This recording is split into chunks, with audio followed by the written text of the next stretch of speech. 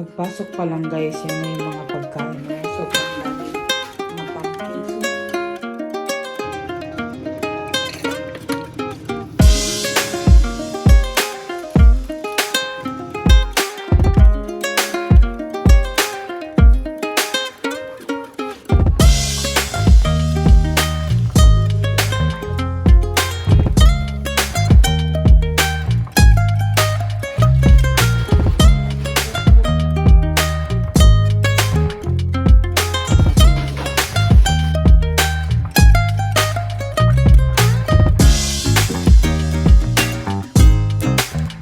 Kita nyo yung mga tao sa likod guys. Yan yung mga pumipila hanggang doon sa pinakadulo. Oh. Hi guys, may hapon sa tanan. Papunta na ako ng trabaho. However, meron nag-post doon sa Ross Calava ng mga canisters or yung mga can siya na storage. So, for free yun guys. So, kukunin ko kasi ang iniisip ko, pwede naman yung paglagyan ng mga anik-anik ng mga estudyante, di ba? And since it's for free and it's on the way naman papunta sa aking trabaho, dadaanan ko na. So, andito na ako sa location guys. Nag-message siya sa akin na iwan niya lang daw dito sa labas kasi nga may trabaho siya. So, ito yung mga cans guys na pwede siyang gamitin na storage. Ito.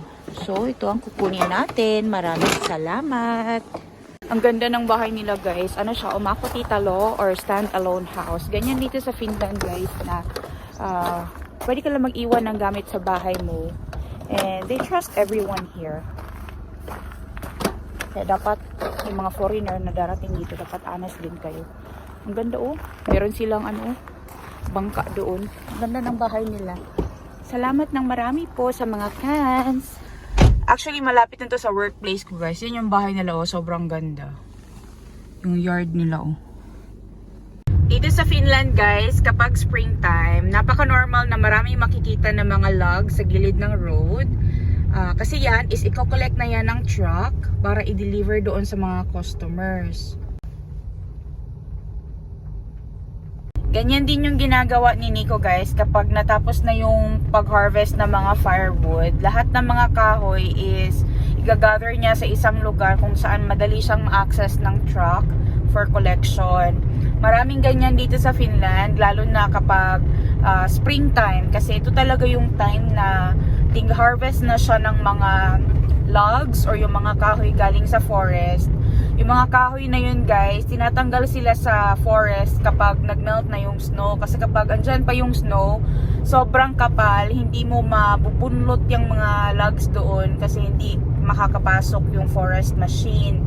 So kapag springtime, ito talaga yung isa sa mga pinaka-busy na season dito. And yung summer din kasi pag summer marami namang nag-holiday, tapos busy din yung mga tao in preparation for the upcoming winter. Guys, tingnan nyo yung sasakyan ko, napuno na naman ng yelo yan. As in, nag-snow na naman talaga sa labas guys. Naunsa naman yung mong weather, Tingnan nyo guys, yellow talaga yan. Tingnan nyo Yan. Kita nyo, yellow talaga. Ang kapal ng yellow guys, sa labas na naman. Buti na lang talaga at hindi pa ako nagpalit ng ng summer tires. Kasi si Nico, gusto niya nang palitan ng summer tires yung sasakyan. Kasi yun sa kanya pinalitan niya na. Sabi ko naman sa akin, wag na muna. Tapos ngayon biglang nag-snow. Buti na lang talaga na hindi. Kasi mahihirapan ako umuwi ng bahay kapag naka-summer tires pa ako. Pagod na pagod ako today guys. As in, kasi long shift ako today. About 14 hours and 30 minutes. Basta 14.5 hours guys. Pagod na pagod ako. And bukas meron na naman tayong trabaho guys. So uwi na muna ako ng bahay, magpapahinga. Tapos see you bukas.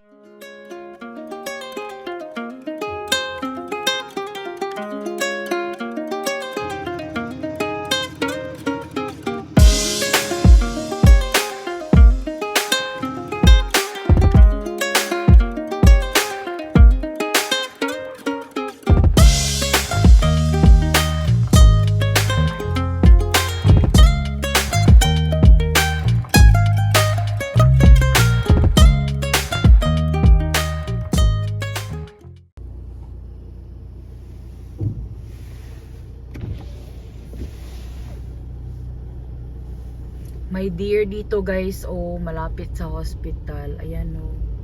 Nandahan lang tayo mag-drive basta ganyan kasi baka biglang tumakbo yan sila. Ayan oh. Ayan oh. Guys, kakarating ko lang ng bahay. Grabe, pagod na pagod ako. And sobrang sakit ng aking ulo, guys. Uminom na nga ako ng paracetamol kanina dun sa trabaho, guys. Sobrang sama talaga ng pakiramdam ko. But anyways, short lang talaga ito, guys. So, bukas ka na pagpapatuloy ang video na to. Kasi, it's already 10:50 na ng gabi, guys. So, kailangan ko na rin talaga magpahinga kasi bukas may lakad pa ako. And may trabaho pa ako. Ang hirap, guys, ng magtrabaho ng more than 10 hours sa hospital. Tapos, yung mga pasyente mo, stressful sila. So, after ng trabaho, medyo ma-absorb mo rin talaga. I'll see you tomorrow, guys.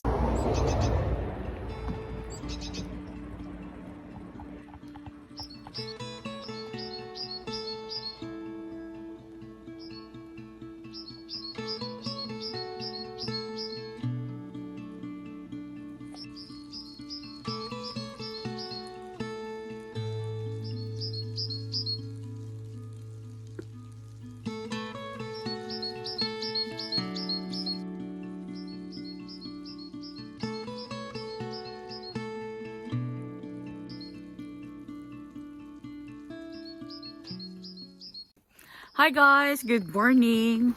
Snow na naman dito sa amin. Yeah, it's again winter. But anyways guys, I have work today. This is a unpaid job. Unpaid job but it pays me very well kasi it makes me feel good. And pupunta tayo ng church today because I'm going to do my volunteer work. It's been a while na hindi ako nakapunta doon kasi nga sa sobrang busy na aking schedule. Minsan kapag Saturday, binibigyan din talaga ako ng boss ko ng trabaho kasi nga minsan pag Saturday talaga meron akong trabaho guys, kaya hindi talaga ako nakakapunta doon. Tapos nag-travel pa kami, kaya it's been a while. And nung meron naman akong day off, meron ng enough volunteers, kaya hindi na ako pinapunta ng aming kasamahan doon sa church. But today, it's snowing. Nico is sleeping. I don't have a choice but to clean the car by myself. So, maglilinis muna ako ng sasakyan, guys, kasi sobrang puno na ng snow. Pati yung sasakyan ni Nico, guys, punong-puno din yan ng snow. Sobrang kapal na naman ng snow dito sa amin. Last night, napaka-slippery ng road nung pauwi ako ng bahay. And sobrang pagod na pagod talaga ako, guys. Kaya, bulag talaga ako pagdating ng bahay. Sabi ni Nico, magpahinga daw ako kasi maaga pa ako gigising. Pero nga, itong araw na to is still very beautiful because it's snowing. But, you know, we are already hoping na spring na. But this is very typical dito sa Finland, guys, na kahit na springtime, kahit nga minsan summer, guys, merong mga snowfall na nangyayari sa other parts ng Finland. Kasi nga nasa north na kami banda itong country na to. Pero yun nga guys, we hope na matapos na to kasi we don't want to do snow work anymore. Tapos na kami doon and sana nga matapos na siya para makita na natin yung mga blooms. Actually may naglabasan ng blooms na mga dahon-dahon dito sa amin, pero nawala na naman sila guys kasi nga dahil dito sa snow. But anyway guys, tama na muna yung aking daldal, no? Maglilinis muna ako ng car kasi nga ako lang ang gagawa nito for now. Tingnan nyo guys. Oh, sobrang kapal ng snow. Kapal na siya. Pero, mabilis lang siyang guys, matanggal. Kasi hindi naman siya yung nag-frozen talaga na, dumikit sa glass. Yan, mabilis lang siyang matanggal, oh. Diba? Para lang siyang alikabok, guys. Sinong may ingredients ng halo-halo dyan? Mayroon akong maraming yelo. Kayo na lang ang sago, gatas, and langka. Saging. Ano pa bang halo ng halo-halo, pinipig, ano pa ba? Yan oh, sobrang kapal oh. Diba, ilang cups kaya ng halo-halo pwedeng gawin dito guys. Kayo na mag-estimate gaano karaming ingredients ang gusto nyong kunin or dalahin. Basta akong bahala sa yelo. Ganon dapat, di ba? Pag may plano, dapat sharing. Sharing tayo. Pero yung sa akin guys, yelo. Di ba? Kasi itong yelo dito sa amin, libre. Di ako gasto, yelo guys. Kamu na lang gasto sa ingredients kay marami man yan dyan sa Philippines. Dito sa amin, wala man yan. Wala man yan. Sobrang kapal ng snow talaga guys. Oh, yan yung nilakaran ko doon. No, galing doon sa bahay. Sobrang kapal. Yeah. Pusin ko lang to. Tapos, drive na tayo papunta ng church. O, diba? Tapos na ako maglinis ng snow. Hindi pa ako makakaalis kasi kailangan ko pang ipa-warm talaga ng maayos yung car, guys. Ganyan dito sa amin sa Finland. Kagaya dyan sa Philippines ba na medyo madali, diba? Kasi pagka bihis mo, diretso ambak sa tricycle dito, guys. Hindi. Kailangan mong, or diretso kayo ambak ng tawag ng Uber, mga taxi, ganyan. Kaya maglakad na lang diretso, diba? Dito hindi, guys. Kailangan talaga na ipa-warm yung car. Kasi hindi pwedeng patakbuhin ang sasakyan kapag malamig yung kanyang engine. Kailangan siyang gitik-gitikon ng konti, guys, para hindi siya mukirig. Mukirig. Kay kuan. Yun nga, malamig nga siya, guys. Hindi ko yan alam before. Si Nico lang ang nagsabi sa akin. Sabi niya, because daw, yung hindi siya mataganda talaga sa engine. Hindi kasi talaga siya maganda sa engine. Pero yun nga, guys. Hintayin ko lang na mag-warm konti yung sasakyan. Tapos, alis na rin tayo.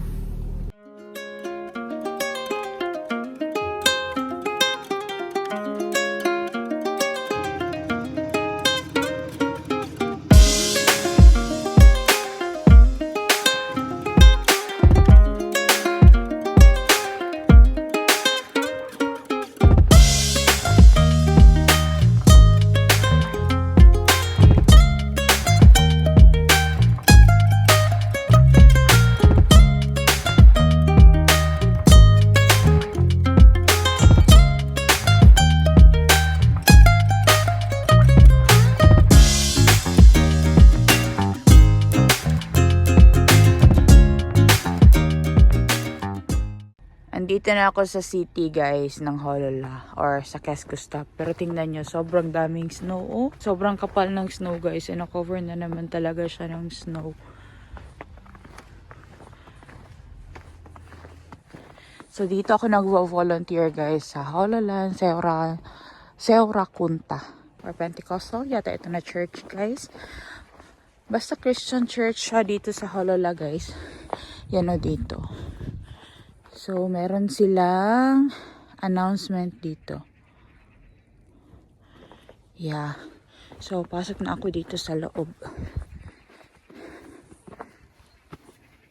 Pagpasok pa lang, guys, yan na yung mga pagkain. No? Sobrang daming mga pumpkins. So, meron din doong tawag nito, yung kunaya or yung honey. Yan o. Pagkapasok ko nga sa loob, guys, ayaw muna sila ng breakfast. So, itong tinapay is nanggaling din ito doon sa mga tinapay na ipamimigay namin. Tapos, meron kami mga candy. Sobrang daming juices, guys, na pwedeng ipamigay para sa mga bata.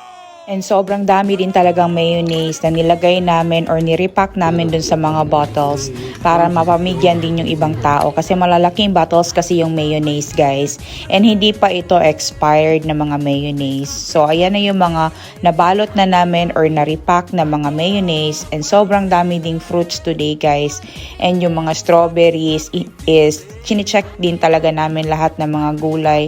Yung mga sira tinatanggal namin. Tsaka yung mga pwede pang makain. Yun yung sinisave namin. Tapos, hinahati-hati namin yan, guys, para at least sa bawat bags, meron talagang malagay. Ito yung grapes na color white, guys. Tinikman ko siya. Actually, masarap naman siya. Sobrang sweet ng grapes guys, pero iba pa rin yung lasa ng red na grapes, yung totoong grapes talaga na nakasanayan ko. Grapes pa rin naman ito, pero ibang klase lang siya. Kahit nga yung church pastor is tumutulong din talaga siya sa paghahati ng mga pagkain. Tapos, lahat kami guys, tulong-tulong kami. 8 kami or 9 yata na nag-prepare ng mga pagkain today. Hinihintayin namin yung other food na nanggaling sa ibang store ngayong araw na to is nagbe-break din kami guys. So, of course, hindi mawawala dyan yung kape. Ang tinikman din namin yung strawberries na nanggaling din doon sa isang store guys na dinala dito sa church. Tapos, sobrang daming snacks guys na pwede ipamigay talaga. Grabe yung ref guys. Punong-puno talaga ng yogurt. Ito na yung mga kids bags guys. So, 8 ito for the kids. May laman siyang strawberry, may juice, may candies, and may yogurt drink din. Bawat araw talaga depende guys. Like today, konti lang yung mga milk products. Hindi lahat is mabibigyan ng gatas. Ito naman guys, isilalagay lang namin sa labas para free na lang sila kumuha ng extra. Sobrang daming snack foods guys today, like itong pasha and mga yogurt drink. Tapos meron ding mga butter, tapos may mga oats din. Pero itong araw na to, sobrang dami talaga ng yogurt. And this Activa is very good yogurt siya guys kasi maganda siya sa tiyan. Tapos meron din mga itlog na hinati-hati namin. So tigli-5 lang bawat box. And nilagyan din namin ng date. Yung itlog is mag-expire siya ng 6 ng May. So, yan yung mga yogurt. 2 flavor yan. Merong blueberries, tapos yung kaura or yung oats. Tapos, yung mga gatas guys, hindi ganun karami. Pero, halos lahat naman nalagyan talaga. Napakarami talagang tinapay din. Pero itong araw na to, konti lang yung Ruiz Lepa or yung rye bread. Ang napakaraming light bread na andyan ngayon. Tapos yung mga gulay din, hindi ganun karami. But, hinahati-hati namin siya guys para at least malagyan yung mga bawat bags ng something na nanggaling dito sa mga pagkain na binigay sa church. Lahat ng pagkain na binibigay ng church guys for free is hindi ginastusan ng church guys. Hindi kami bumibili and hindi bumili ang church ng extra na pagkain. Lahat ito is haviki, ruwaka or waste food dito sa Finland na pinamimigay ng mga stores for free. Tapos binibigay din ng church for free doon sa mga tao na nangangailangan or doon sa mga tao na pipila sa labas ng church. Itong free food sa church guys is binibigay siya every Saturday lang siya, 12 noon. Doon sa labas pipila ka lang and you will get a bag full of goods na pwede mo pa talaga siyang mapakinabangan.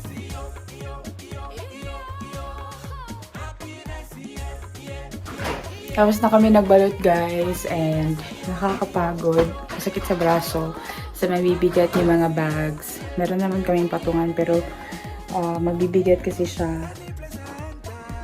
Pero masaya kami guys as in. So 120 bags sinabalot and meron pa mga extra doon sa loob na kunwari may dumating mamaya ng mga tao na late na sila. Pwede namin yung balutin. Tapos meron ako ditong cappuccino. Haviki din ito guys kasi naka 30% na siya.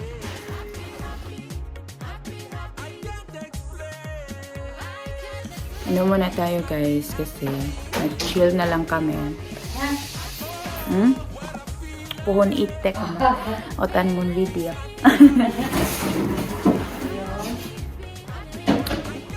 Kala niya na ako siya guys. Yung kasama ko dito. So, inom lang kami ng kape guys. Yung ibang kasama ko is andoon sila. Hindi ko kasi sila pwede ipakita guys. Kasi nga, alam niyo naman pag mga puti masyado silang sensitive, diba? Pero yeah, kaka-amaze lang kasi marami talagang pagkain ng mga sasayang dito and we also try our best na masave siya guys and mapakinabangan siya ng ibang tao. Isa yan sa mga program ng church na magbigay talaga ng free food. Ginagawa nila ito guys since 9 years or 10 years ago na and once a week lang siya every Saturday dito sa Hollola Seora Punta. And yung mga pagkain guys is for free. Andun na sa labas. Sobrang dami. 120 bags. And I think mamaya kung meron pang extra tao na darating, magbabalot pa kami kung ano na lang yung mga naiwan dito sa table. Yan kanina guys, puno yung mesa and yun na yung mga boxes. Kailangan na namin yung isagregate din. Yung mga yogurt and doon. Yan na lang yung natira. So mga extra na lang yan and yan yung mga pwedeng balutin para mamaya. Sobrang daming pagkain guys, di ba? Kakatuwa, no? Sana meron talagang ganito sa Philippines. Alam nyo yung laman ng mga bags, maraming tinapay of course, kasi isa yan sa mga staple na pagkain dito sa Finland. Tapos mga konting gulay, wala masyadong karne this time and wala masyadong isda, pero nakuha ako ng isang isda. May mga milk products, yogurt, 2 klase or 3 klase ng yogurt ang meron. Tapos mga sweet buns for coffee. Yun. So, at least, di ba, pangtawid gutom for a couple of days sa mga tao na hindi kayang bumili ng pagkain, guys. Kasi dito sa Finland, though this is the happiest country in the world, though this is a rich country, marami ding tao dito, guys, na hindi kayang bumili ng pagkain because they are unable to support themselves and umasa lang din sila sa government yung binibigay ng gobyerno na support. But the thing is, sobrang mahal ng cost of living dito. Nahihirapan din talaga yung iba na makabili ng mga pagkain. And we're so blessed na merong church na ganito dito sa Holla. And I'm so blessed na naging part ako nito guys. Na mag-prepare, magbalot ng mga pagkain para ipamigay for free. So, ito yung mga extra na mga milk products guys na pwede namin ilagay mamaya or sila na mismo ang kukuha kung gusto pa nilang dagdagan yung kanilang mga bags. So, mga extra na ito. And these are Haviki Ruaka galing sa mga store. At dinonate dito sa church. Pati itong iniinom ko guys, Haviki ito yan o. Kapag nagkakape kami dito during break time namin guys. Kunwari wala na kaming gagawin, magkakape kami. Yung kinukonsum namin is yung mga nanggaling din sa Haviki. Or yung nanggaling din dyan sa mga pagkain na piniprepare namin. So, yung pinag-share namin. Tapos, kapag merong something na bago na never pa namin natikman, guys, yung titikman namin lahat. Dito na side naman, sa may pintuan na bandayan, andun na yung mga bags for the kids. 8 bags yan. Tapos, may mga korpitsa doon. Tapos, korpitsa or mga kalabasa. Tapos, merong, yung nasa pink na box is yan siya, yung honey or yung hunaya. Sobrang daming laman ng bags guys. Tapos yung mga mayonnaise pala, nirepack namin siya guys para magamit ng mga tao. Tapos ganyan din ang mga fins na sinisave din nila talaga yung mga bote-bote. Kasi nare-recycle man yan, uy. Yan, may mga cakes. Diba? Sobrang daming laman guys ng mga bags. Imagine mo to guys, yung isang ganito na bag, oh. Bugat ba ya? Oh, baka nagsulod. Maraming laman. Bigat guys. Yung mga nag-volunteer dito guys, pwede rin kami kumuha ng goods. Actually, nahihiya talaga akong kumuha kasi mas gusto ko na ipamigay na lang din talaga siya. Pero sabi ng pastor guys, kumuha daw ako. Nagpaalam ako sa kanya, pwede ba ako kumuha ng extra ng mga gulay kasi pamimigay ko guys. So meron ako ditong cake, pangkapi namin mamaya ni Nico sa bahay. Ito yung mahaba na cream cake guys, tapos hinati nila para ma-share din siya sa iba. So itong lalagyan guys, is-recycle din ito. Galing ito sa mga candy boxes sa mga stores. And maganda siyang lalagyan, oh, di ba? Yan, oh. So marami sila doong mga boxes guys na sinisave nila kasi itong church na to talaga namimigay talaga sila ng pagkain. Meron silang free soup din and different kinds of activities para sa mga bata. Ito yung mga boxes guys ng candies na sinave nila. Galing yan sa store para magamit siya for storing pag merong mga cakes or mga pagkain na ibibigay sa church galing sa mga stores. And kailangan siyang i-portion so may mga lalagyanan.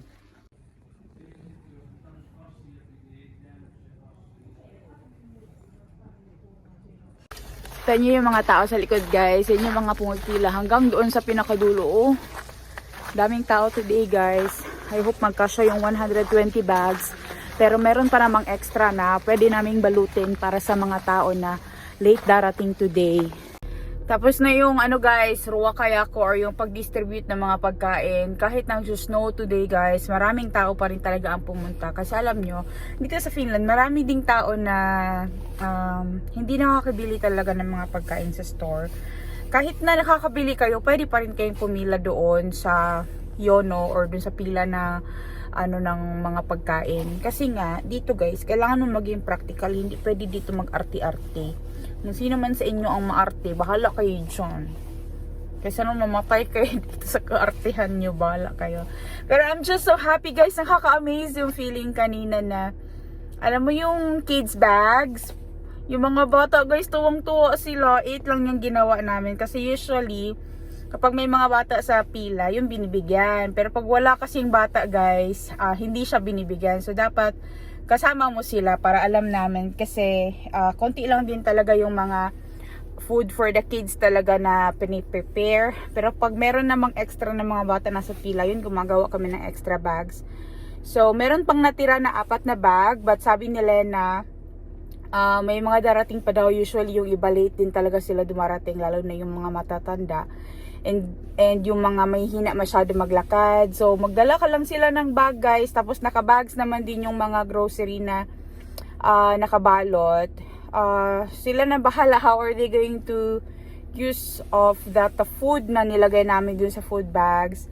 Kakatuwa yung feeling na nung nakakatanggap sila ng bags, sabi nila God bless you, mga ganun guys. Nakakatuwa yun guys. And that was like a very nice feeling. Mas gusto ko yung ganang feeling guys compare na yung mag-expect ka ng something in return na material, yung God bless na sinabi sa'yo ng isang tao. It's like very very worth it yun guys. Napakalaking bagay nun, and it makes your heart full. So right now guys, tapos na ako dito. Pero hindi pa tayo tapos. Hindi pa tayo tapos. Kahit na nagsisnow yan, hindi tayo papatalo sa weather. Kailangan natin gumawa ng something to make feel good of ourselves guys. So, yung chef na bago dito sa Finland, si Rick, is day off niya rin daw. So, meron akong food bags dyan na kinuha. And meron kalabasa, mga ganyan tinapay. So, ibibigay natin yan sa kanya para mapakinabangan nila. And meron din mga kaldero ganyan dun sa bahay, pero hindi ko kasi siya nadala. Next time na lang siguro kasi unexpected ito. Hindi naman kasi talaga ako nag-expect na may makukuha akong pagkain dito guys, kasi mas gusto ko na ibigay na lang talaga siya dun sa mga tao. Pero sabi ng pastor, no, you take because there's extra, ganun. Kaya nakakatuwa na pati kami na hindi pumila, nag-volunteer, we were able to bring something. And yung mga nakuha ko guys, para sa amin, bibigay kong iba kay Eliza and Carlo, tapos kay Rick, para ma-share natin yung blessings sa kanila. And I hope yung mga ibang friends ko, ma-sharean ko rin. Meron pala mga Pilipino nakatira dito guys, pero hindi ko kasi alam yung contact number nila. Para next time, yung mga blessings na makuha ko dito sa church, sa kanila ko naman ibigay. So I really need to ask information kay Arlene yata. Baka meron siyang contact number nila para mabigyan ko sila guys ng ayuda next time, di ba? Pag nag-volunteer ako dito. So minsan lang ako nag-volunteer dito guys kasi 8 to 9 people lang ang kailangan every time na magkakaroon ng ruwa kayako or yung pag-prepare ng mga food. So today, sabi nila na yeah, you can come. So yan, pumunta talaga ako kahit napagod ako kahapon sa trabaho ko. Tinulog ko lang guys, kinalimutan ko na yon. And ngayon guys, nawala na din talaga yung pagod ko, though kulang yung aking tulog. It makes me feel good. I don't know why. Bakit ganon? But yeah, tama na tong yaw-yaw guys. Punta na tayo dun kay Rick para mabigyan na natin yung ayuda sa kanya. Dito na tayo guys. Ewan ko saan dito yun sa kanila. Ang ganda naman ang building nila. Oh, old style na building dito sa Finland. Mga ganito talaga.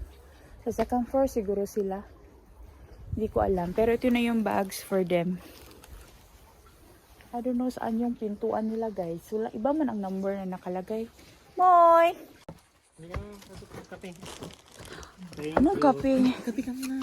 Huwag na! Pasok mo. Papasok lang ako. Makikichismis ako dyan sa bahay niya.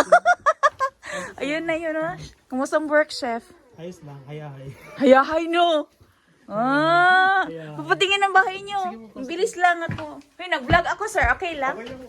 Okay lang. Ikaw na muna! Para saan to? Para sa? Ay, sinanong ko siya. Alam mo to para saan to? Chef ka ha, chef? Uy, chef ka. Ano, para saan to? Para saan yan? Alam mo yung abaka yung ginagawa mo. Ganyan. Hindi! Hindi. Alam mo ba dito hinihiwa ang tinapay? Pwede, high-tech naman dito. Pwede naman tong ano. Hindi alam. Meron pa isang purpose nito. Pwede naman pang daing. Hindi, hiwaan to ng tinapay. Kasi para yung, O, para yung crumbs niya humulog dun sa baba. Wala na. Guys, andito na ako sa yard namin pero hindi ako bumaba ng car because someone called me kasi na-mention ko kay Lena doon sa church yung about sa mga bagong Pilipino na bagong dating dito sa Finland.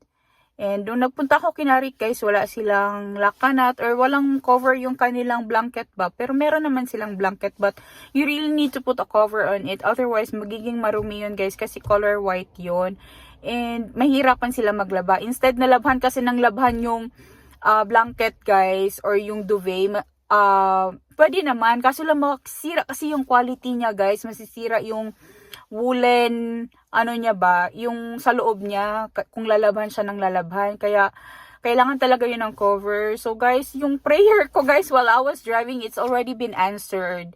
So thank you talaga sa kanila sa church guys. Kasi narinig pala nila yung sinabi ko, narinig ng ibang members. Tapos, yun nga na-mention ni Lena doon sa meeting nila today. Kasi nag-meeting pa pala sila. Kasi umalis na rin ako after nung pag-distribute ng food. And I'm so happy na God really answered the prayer. So, kukunin natin yung mga stuff na yun on Monday morning. And ibibigay natin yun doon sa kanila para magamit nila. And I'm just so speechless, guys. I'm just so speechless today sa mga nangyayari. And I'm so amazed. God really answered my prayer. Yun talaga yung pinagdarasal ko habang nagdadrive ako na sana makakuha kami ng mga free stuff for them.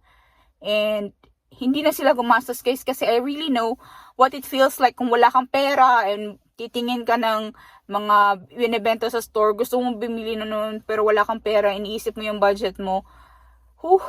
But I'm so happy na meron talaga ng sagot doon. Well, anyway, so pasok naman ako sa loob, guys. And I have something at the back side of the car na nanggaling doon sa church na binigay nila for free. So, hindi pa ako nagla-lunch. So, yun ang lulutuin namin for our lunch today. Pero pasok muna tayo sa loob ng bahay. Dito na ako sa bahay, guys. Hindi ito nanggaling sa church. Binigay ito ni Rick, guys. May ano dito pa fish crackers. Tagal ko na hindi nakatikim ng ganito guys. Alam nyo, ayoko talagang tanggapin to kasi nga I'm thinking na dapat nila sa kanila talaga to guys kasi nga 'di ba nagtitipid sila. Ala, binigyan niya pa talaga ako nito. Pero yung pinilit niya ako, binuksan niya lang daw to today. But yeah, thank you so much. Sarap pa naman ito guys. Meron pa tayo ditong pakopi ko. Pinainom niya rin ako doon ng kape sa kanila, guys. Ayan, meron tayong kape. Hala! Bihira man to si Rick. Uy, meron pang sinigang. Yan, tatlo ito. Diba? Uy, my God! Meron pang liver spread na rin, guys. Wala akong ganito sa Finland. Yung pang pang palaman ng tinapay, tapos yung ginagamit nga sa kaldereta. Binigyan nila ako, guys. Kakatuwa. Tapos meron din tayo ditong sardinas in corn oil. Sabi ko, ayoko nang kumain ng maalat. Sabi, hindi daw ito maalat. Binigyan talaga nila ako, guys. Actually, sabi ko, yan talaga akong bigyan na. Kasi nga marami naman pagkain dito sa bahay.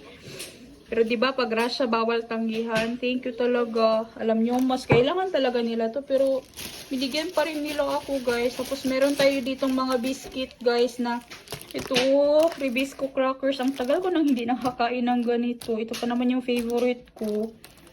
Meron tayo ditong mga pa-snacks. So, galing doon sa mga chef natin, guys. Galing sa Pilipinas. Nag-work sila ngayon doon sa Atendo. isa-isahin natin yung mga nakuha ko doon sa church for free. So, meron tayong ditong cream, guys. Pwede yan siya for the coffee. And meron din tayo ditong cappuccino na coffee ng Starbucks. Haviki din yan siya, guys. So, meron tayo ditong mga, pumpkin. Ayun, pumpkin to. Tapos, tatlo ito, guys. Small, medium, large. Tapos, 4 actually ang kinuha ko. Ay, meron pa palang isa dito. 4 pala ito, guys. Yeah, 5 lahat ito, guys. Yung isa binigay ko na doon kina Rick, kina Chef. Tapos, ang isa nito is ibibigay ko kay Eliza. Tapos, ang isa kay Carlo. Yung isa sa amin sa bahay siguro. Or baka meron pa tayong gustong pagbigyan. Ay, baka bigyan ko rin si yung student namin ngayon sa ward. Bibigyan ko siya. Tapos, meron din tayong hunaya or yung honey. 2 ito, guys. Actually, 3 ang kinuha ko nito. Yung isa binigay ko na doon kina Rick yata. Yan. So, meron tayong honey. So, ibibigay ko yan kina Eliza, guys. Kasi meron pa akong ganito dito sa bahay. Para magamit nila sa pangkape-kape nila, diba? Ito pala yung bags na for kids, guys. Kaso lang sobrang konti ng mga kids na pumunta today kasi nga masama ang weather. So, meron tayong ditong lakritsi or yung candy nila dito na maitim. So, si Nico ang kakain yan. Tapos, merong juice. Ito yung mga laman ng bags, guys. Ayan. 2 bag yung binigay sa akin. Kasi nga, sobra na lang ito. So, kinuha ko na lang din. Hindi ko na binigyan si Rick kasi nakwento niya nga na parang iba daw ang lasa talaga nitong candy na to, guys. Kasi acquired taste talaga ito. For the Finns talaga masarap sa kanila. Pero sa ating mga Pilipino, hindi talaga siya kasarapan. So, meron tayong 2 packs ng lakritsi. Tapos, meron tayo dito, ano ba to? Parang yogurt drink. Man yata ito siya, guys, na meron siyang blueberry. Yan, it's lactose free and 0 fat. Yan, tapos meron tayo dito mga pa-candies for the kids. For Anika na ito, guys, and Nico. Yan, mahilig man sila ng mga sweets. Ayan, tapos meron pang isang juice. Meron tayo ditong, guys, mansika or yung strawberry. Ito yung kinain namin kanina. Kaso lang, hindi ito nagustuhan ng mga kasama ko, guys. Kasi yung mga Finns, mas gusto nila yung strawberry nila dito. Kasi nga, mas matamis. Itong strawberry na to is matamis naman siya. Pero meron siyang maraming asim na kasama. Kasi nga, hindi ito finished, na strawberry. Kahit na si Nico, hindi masyadong gusto ito, guys. Pero si Anika, gusto yung mga berries na medyo maasim, matapang yung asim, guys. Kaya sabi nila, kunin ko na lang daw. Hindi na talaga ako tumanggi kasi para kay Anika naman, diba? So ito, guys, mauubos ito for sure ni Anika agad-agad. Marami pa yung laman ang bag ko, guys. Tapos meron din tayong bake rolls dito. Ayan, Tapos meron din tayong ito, guys, is cream fix. Ito, hindi alam ng mga Finn, guys. Hindi alam ng mga kasama ko doon para saan ito. Sabi ko, it's for the cream. Yung fresh cream, pang stabilizer siya, guys. Sabi ko, kumuha sila. Ilagay lang nila ito sa cream. Tapos, pag gumawa sila ng cake, i-whip lang ito kasama yung cream. Tapos, magiging stabilize talaga yung kanilang fresh cream kapag nilagyan nila nito. Meron pa tayo ditong yogurt. Tapos, meron pa tayong another yogurt, guys. Activa. Gusto ko itong Activa, guys, kasi maganda ito sa tiyan. Tapos, meron pa palang another cream. Yan, ito meron pang another cream. Meron tayong tinapay. Kumuha ako nitong tinapay, guys, for Anika kasi gusto niya yan. Tapos, meron din tayo nitong crispy caramel na pang-topping sa cake. 2 yan actually. Yan, 2. Tapos another yogurt. Ayan. Yan, may yogurt pa tayo. So, 2 kalat na sobra-sobra na yung mga yogurt ko ba. Tapos meron ding sokeri herne or yung sweet peas, guys. Yan, yung sitsaroba pang pansit. Tapos meron tayo ditong dill. Kumuha ako nitong dill, guys. Alam nyo bakit? Kasi binigyan ako ng church pastor ng isda. Yan, meron tayong paisda.